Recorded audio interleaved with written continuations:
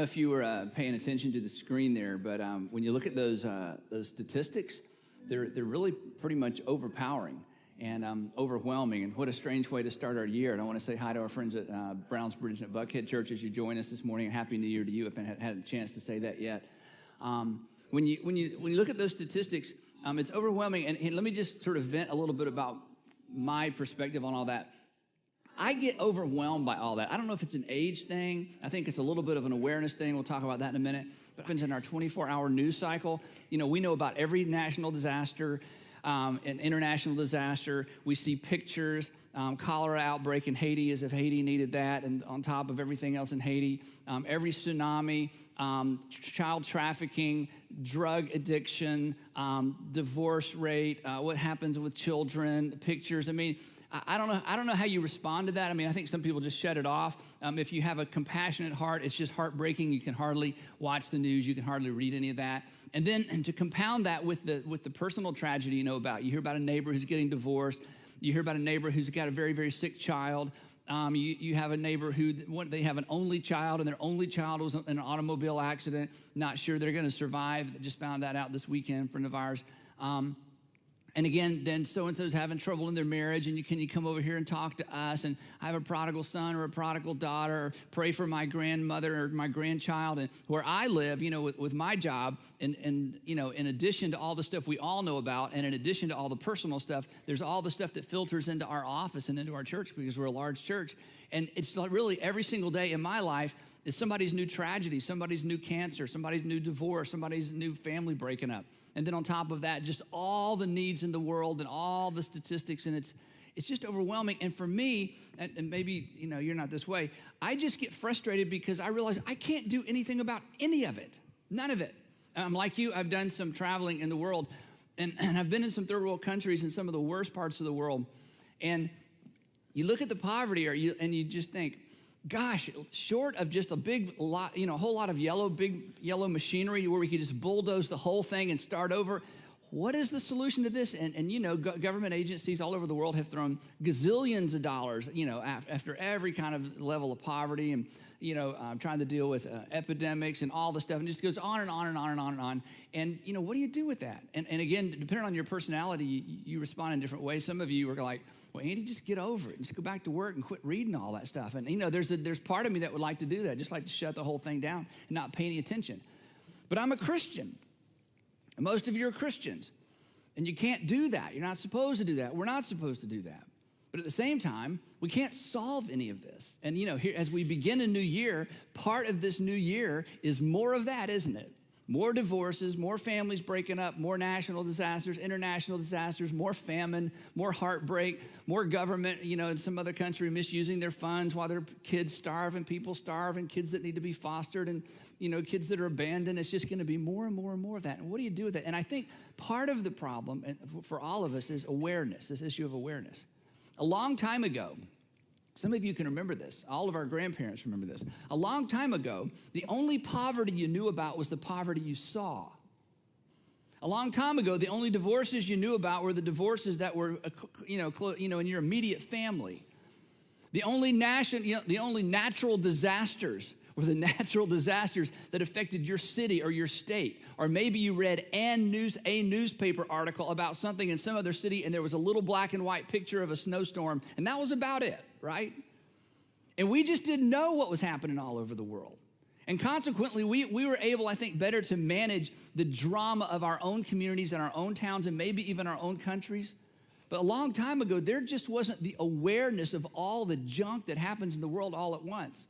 And yet every time we turn on the television or the radio or drive, you know, somewhere or listen to somebody talk, it's just more and more and more and more and more. And what do you do with that? What do you do with that? And we can't shut it off. I mean, it's tempting. We shouldn't shut it off. We're Christians. And then to kind of infuriate some of us, and I don't want to get off on this because it kind of becomes a personal rant. Then there's this whole thing in our particular culture of this, what I call misguided compassion, where people in an attempt to be compassionate do the very thing that exacerbates the problem. And in attempting to help people, we actually hurt people, but we feel good because we had a short-term solution, but we created more long-term chaos, and it just makes it worse. And now another generation is going to face some of the same stuff that our generation faces, but only worse.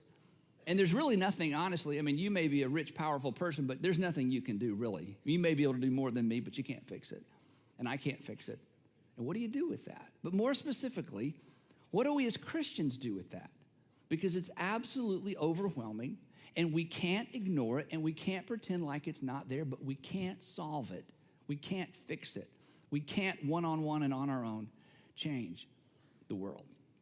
Now, if you can identify with anything I've just said, and if that stirs up anything in you, I'm glad you're here today because that's what I want to talk about. If you're kind of sitting here like, wow, could you just talk about something happy? Could we just get this thing? This is going to end happy. But I just kind of want to stir up this thing that at some point you felt at some level as you watch the news or as you get a phone call or as you kind of wait for the other foot to drop or, whatever it is that it's going on in your life. And the good news is in the scripture, we're given a clue as to what to do. And so here's what I want to do on our first morning, our first day together as we begin this new year. I want to look at a passage of scripture where Paul gives us a clue.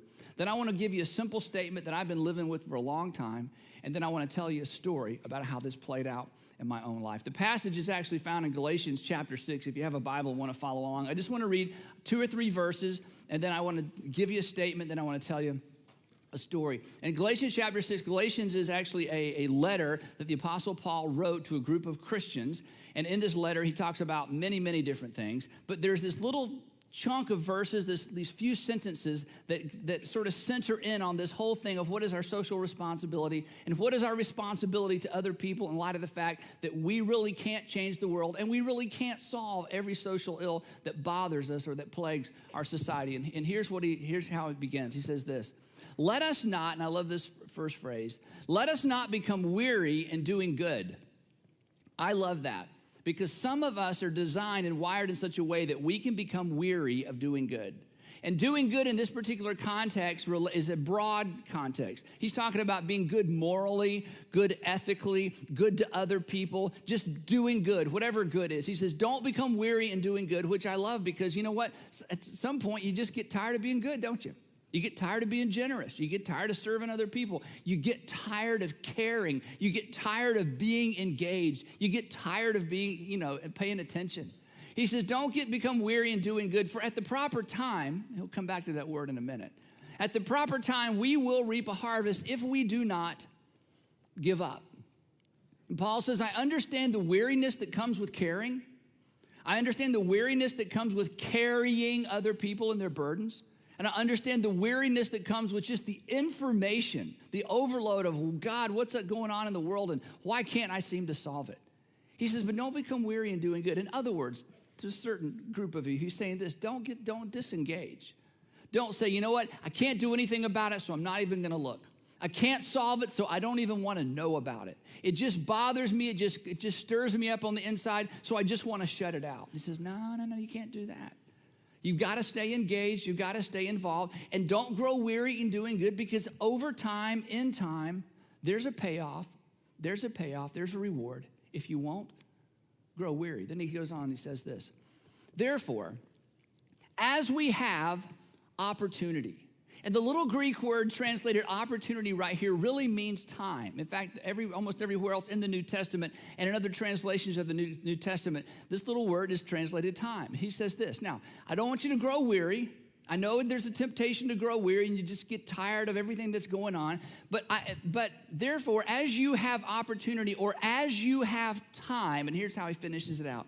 Therefore, as we have time or as we have opportunity, let us do good to all people, especially to those who belong to the family of believers.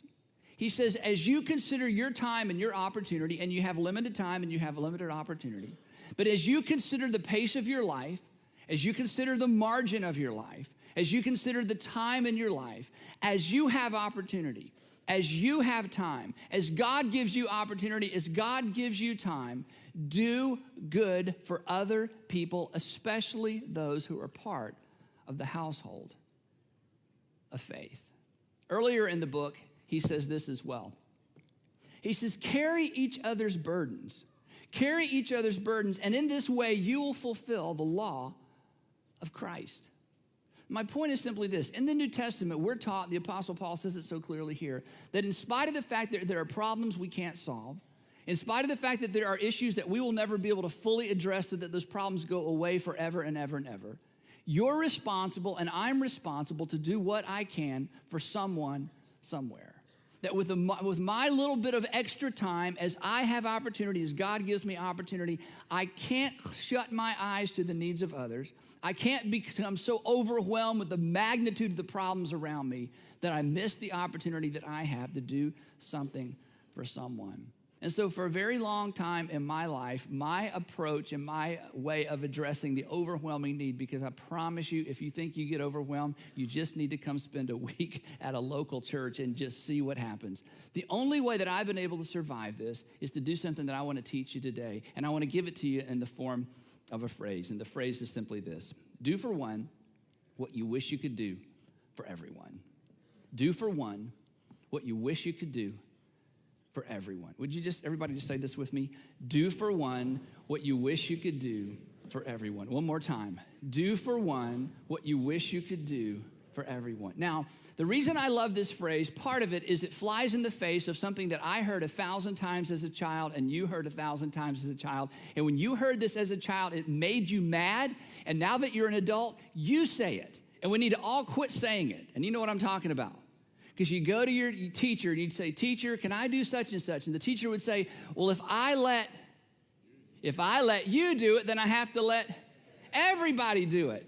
And you'd go to the coach and say, coach, can I have one of those? And the coach says, well, if I give you one, I got to give everybody one. Then you go home and you say, Mom, is it okay? No, if I let you do it, then I got to let your brothers and sisters do it. And throughout our childhood, people use this ridiculous, it's not even rational, this ridiculous phrase that if I do for one, I have to do for everyone. And I know what you thought when they said that to you, because I thought the same thing.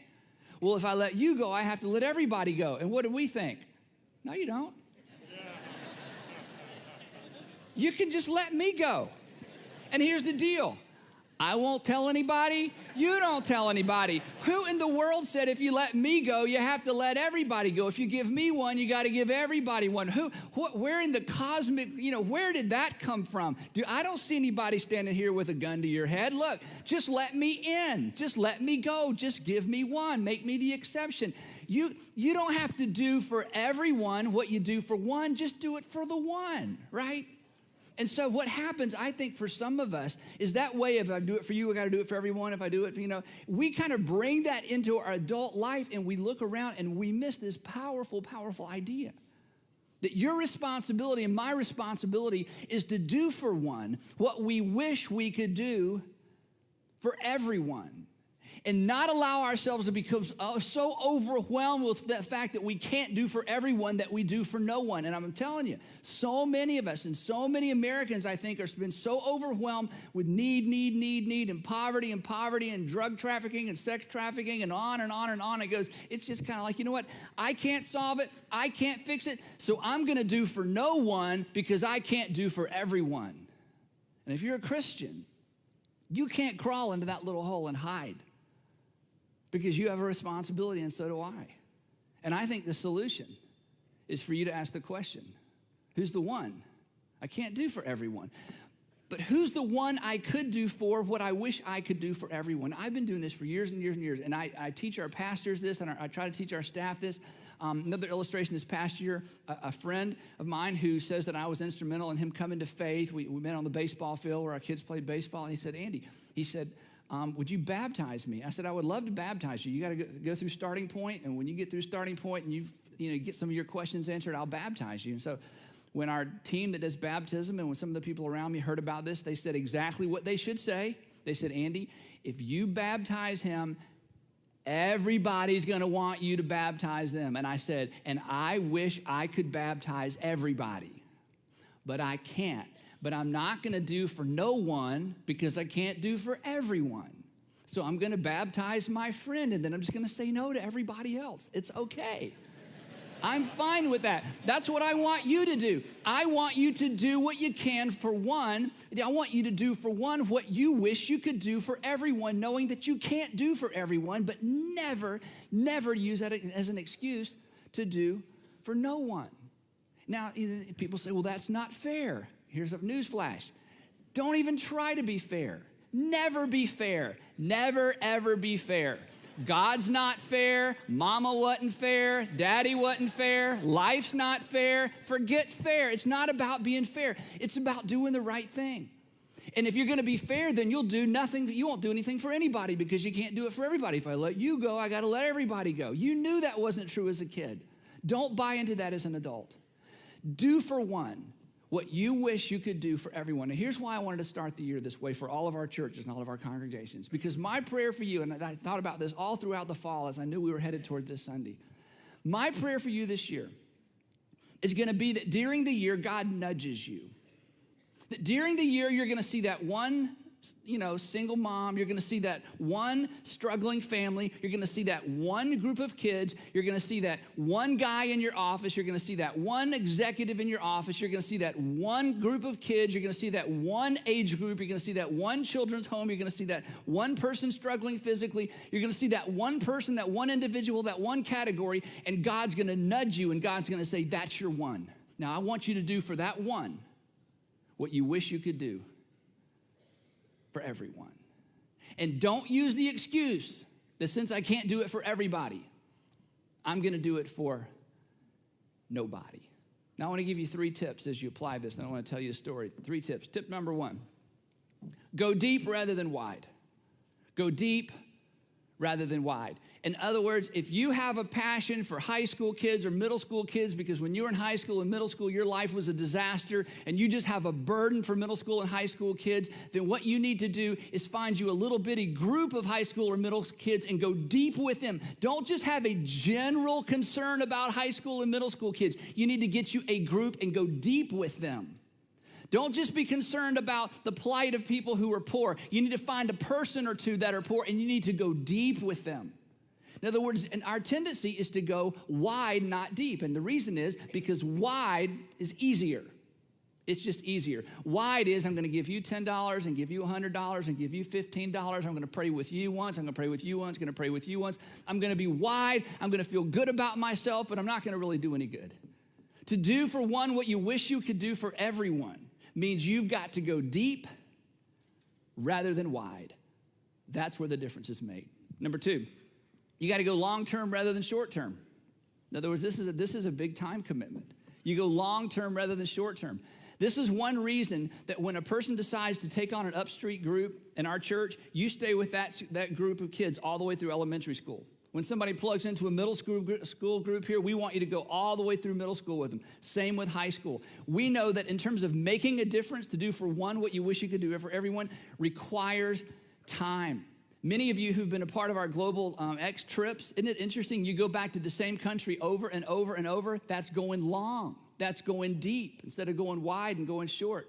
Donna and Tom McMurray, they've been to a country in Southeast Asia several dozen times. Several dozen times to Indonesia. Why? Because they're going deep, not wide. They're going long. They're not going short. That is when God nudges you, and it's not just a category anymore. It's a face. It's that mom and her son or that mom and her daughter. It's that struggling couple. You can't do marriage counseling for everybody. You're not even a marriage counselor. In fact, your marriage isn't even all that hot, but you got a burden for this couple. You go deep, you go long. And third, you go time, not just money. Time, not just money. Now, this is hard for us Americans because we're rich. You are rich. You have change in your ashtray, okay? That's how much money you have. You keep money in a trash can, okay? That's how rich you are, okay? And us rich Americans, and this isn't bad, we love to give $100 to everything. And if you think of my world, we do these Global X trips where we send people on short-term missions. Do you know how many requests I get at home for short-term missions? I get one for all of them.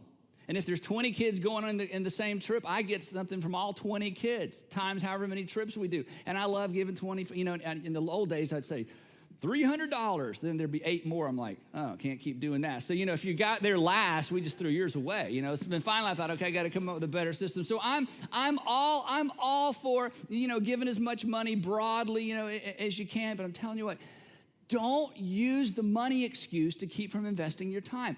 Do for one what you wish you could do for everyone. Go time, not just money. And I'm not trying to tell you where to give your money. I'm just saying find the one group, the one person, the one issue, the one need, the one organization, the one kid, the one couple, the one guy, the one struggling marriage, the one whatever it is.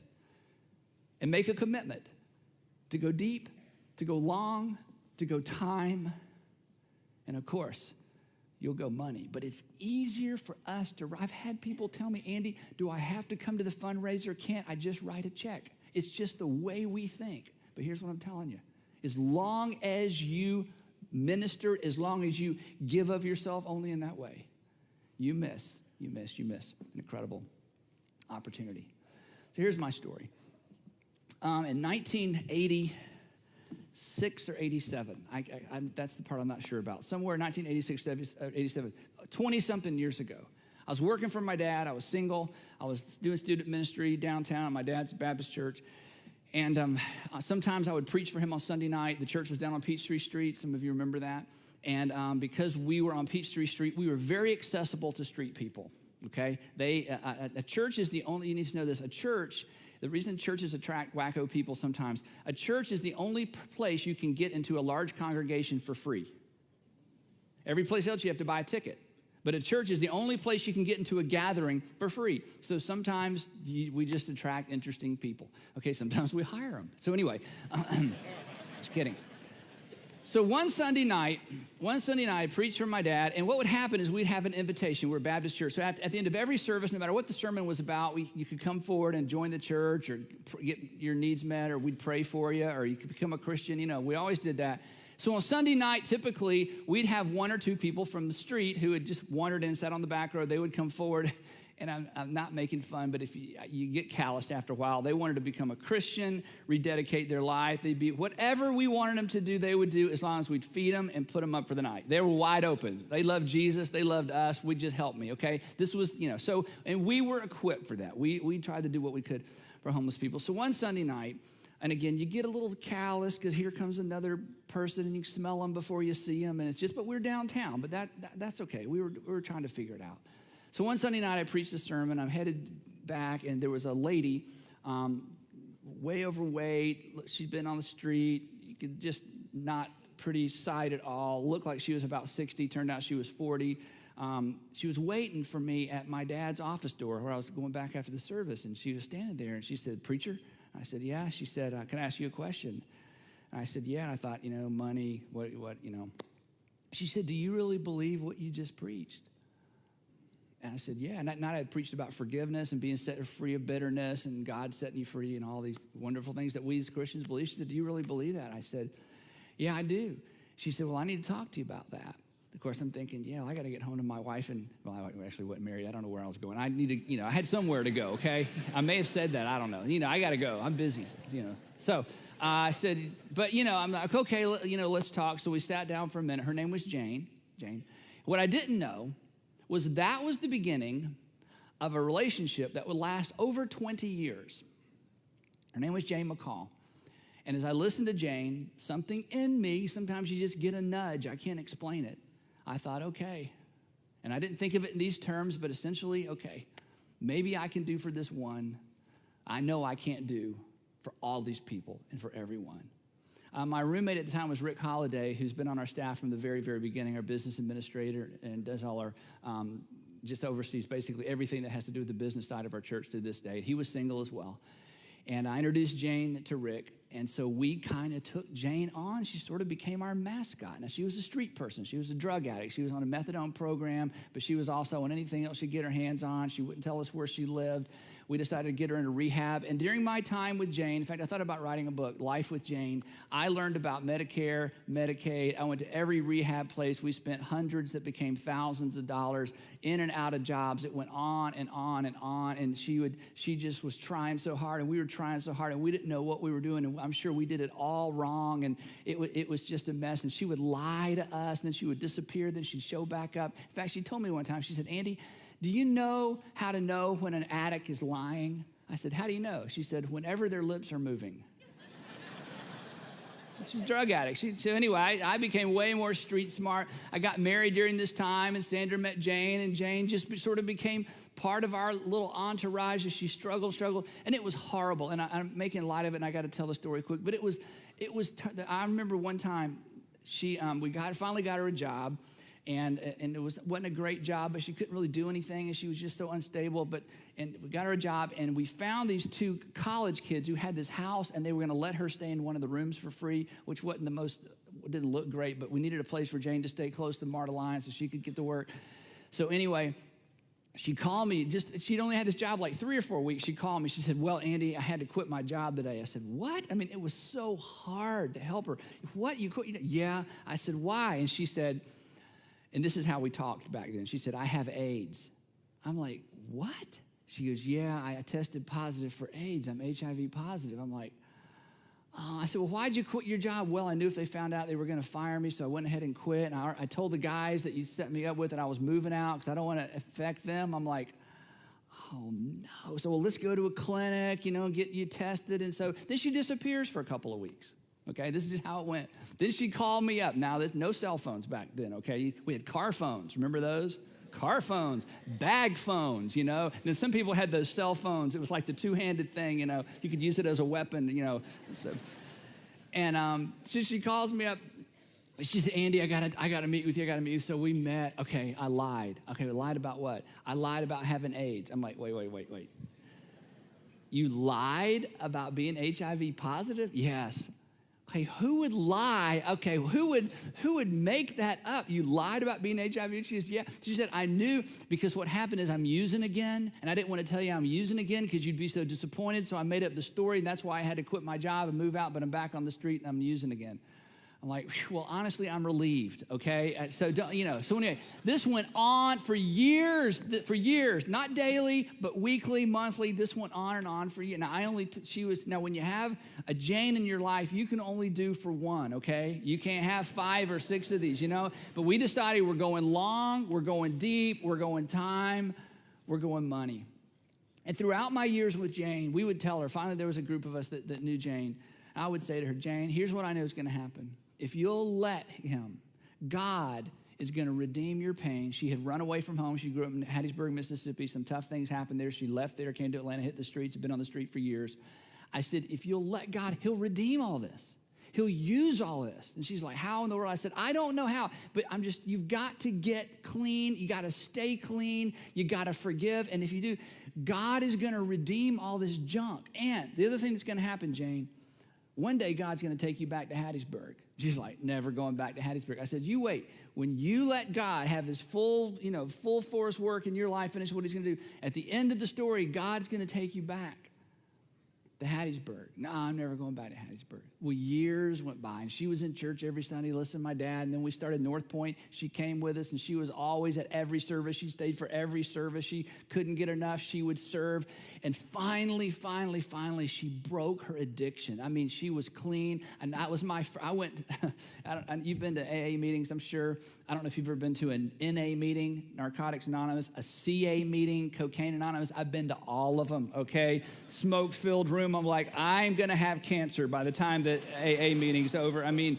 I met rock stars. I met people I didn't even know lived in Atlanta. I was immersed, and I went to her first meeting. She went to the CA, the Cocaine Anonymous meeting. She didn't do cocaine, but that was the closest thing to her addiction. She felt like she could relate mostly to those people. And there I am in the basement of some church somewhere in downtown Atlanta, smoke-filled room with, freaky cocaine people coming off of that, and it was precious people. I mean, you just couldn't be there and not be brokenhearted and cried. And I gave her chip. Ooh, so emotional. Then a few months later, I was there. I gave her next chip. Once she was clean for a while, she said, Andy, I want to start a ministry. I said, I knew this was going to happen. She said, I want to help women who are victims of abuse, especially, I won't go into detail. I just want to help women who are victims of abuse. I said, you'd be great at that. She had this little apartment, inexpensive apartment. And so through our church network, she just started meeting ladies. And I would see Jane. She said, Andy, I want you to meet so-and-so. She's in my group. Andy, I want you to meet so-and-so. She's in my group. 3 or 4 weeks later, Andy, this is so-and-so. She's in my group. And Jane started telling me about her group. They would meet every week, and they would rotate different ladies in and out, and it was all about overcoming sexual abuse and views of men and just all those things that women sometimes are forced to deal with. And she'd say, Andy, I want you to come sometime. I'm like, I gave you your chips. I'm not coming to your men hater, meeting, okay? I love you, Jane, but me and 12 hurting women, I don't know. It just seems weird that I'm the only guy there. No, and what she wanted, she was just so proud of what God had done, So she called me one night or day, and she said, look, okay, here's the deal. Next week, I'm having my group, and I'm having the girls invite their boyfriends and their husbands, because I'm going to talk to the men about how to love a woman who's been sexually abused. I'm like, do you even, what? Uneducated, I'm like, she said, so there's going to be some other men there, so I want you and Sandra to come. I said, all right, we'll come. So we climb up those metal stairs to her apartment and get in there and meet people, and she starts. We're sitting on the couch, and she's got a circle, and there are only 3 guys there and about 8 ladies. And I sat there for 3 hours with Sandra, and we just watched Jane hold court. It was amazing. She had her Bible back and forth and back and forth, and one lady was going to tell her whole story, and and we never said anything. And it was over. We got out as fast as we could when the meeting ended, and I'm not exaggerating. Sandra would tell you. We walked down those metal stairs. We didn't say a word to each other. We got in our car, and we both burst out crying. Not teary-eyed, not weeping, and my wife is not a big crier, and of course, I can get weepy over anything, but we were honestly, I remember we were sobbing, and part of it was just the emotion of what we had heard in that room that night, but a lot of it was watching Jane. A few months later, it all runs together. She called me giggling. I said, what's up? She said, well, remember how you used to tell me one day I was going to have to go back to Hattiesburg? I said, yep. She said, I need to go back. She goes, I ran away. I got to go back and make things right with some people, especially with my mama. I said, all right. So we had a little party for Jane and sold her car that we never were sure. She had a car, but you still had to pick her up because it didn't work half the time. Packed her up and sent her to Hattiesburg. She re-engaged with what she had run away from many, many, many, many years before. And she'd come back and visit. She'd sit on the front row. She'd come to all 3 services, sing all the songs, hang around, be the last one to leave. Hated to leave this church. She loved this church. And she loved the people in this church, but she had to go back. And every time I'd publish a book, I'd send her cases of books. She'd just give them all out, and so this went on and on and on. She had a lot of health problems because she'd so abused her body and been on the street for so many years, lots of health problems. Finally, she called me one day, and she said, Andy, I have cancer. She said, it's not good. So we talked, and I'd call her, and we'd talk, and she made one last trip here, and about 3 years ago, Jane died. Now, she had a brother named Buddy, and I would talk to Buddy during Jane's illness just to know what was going on. And after the funeral, he called me. He said, Andy, Jane didn't have anything, but she had a little bit. She got a job when she went back to Hattiesburg. He said, and she wanted to leave the church something. So once we finish paying all the bills, there won't be much left, but we want to send the church something. She wanted us to leave everything she had left over to the church. The church meant so much to her. So a few weeks later, I get a check in the mail for $6,000 from Jane to our church. Now, I've gotten bigger checks, but I've never gotten a more precious check than that, because it represented a whole life that had been redeemed. And it represented to me a 20-something-year-old miracle. It represented to me and was a reminder to me that as overwhelmed as I get with all the things I can't do anything about, just like you're overwhelmed with things you can't do anything about, that my responsibility isn't to change the world. My responsibility is to go deep and to go long and to go time and to go money and to always be on the lookout for the one, even though I can't do something for everyone, and to be on the lookout for the one and listen to that still small voice, pay attention to that nudge that Andy, Sandra, family, that's your one. That's your one. I want you to do for the one what you wish you could do for everyone. So this year, I want you to pay attention. This year, I don't want you to be overwhelmed. This year, I don't want you to go into a hole and hide. This year, I don't want you to just give $10 to everything that comes and goes, okay, and feel good about it. This year, I want you to pay attention and look for the one. Because somewhere along the way, some of you already know who it is. Some of you are already engaged. For some of you, it's adoption. For some of you, it's fostering.